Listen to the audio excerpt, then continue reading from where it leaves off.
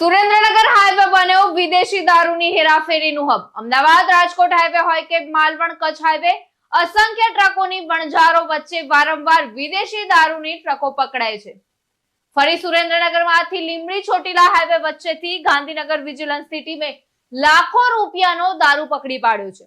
જોકે બંને હાઈવે ઉપર સુરેન્દ્રનગર પોલીસ શું કરી રહી છે તે સવાલ પ્રજાના મનમાં ઉઠે છે। એસએમસી ગાંધીનગરની ટીમે વિદેશી દારૂ ભરેલું એક ટ્રેલરને પકડી પાડ્યું છે। રાજસ્થાન બાડમેરથી આવતો દારૂ અહીં સુધી કેવી રીતે પહોંચી જાય છે? હાલ તો ટ્રક ડ્રાઈવરને ક્લીનરને પકડી પાડવામાં આવ્યો છે।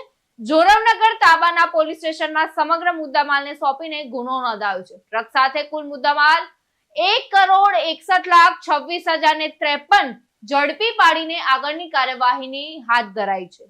રાજદાન ગઢવી સાથે ઉદયસિંહ ચાવડા, ચક્રવાત ન્યૂઝ, સુરેન્દ્રનગર।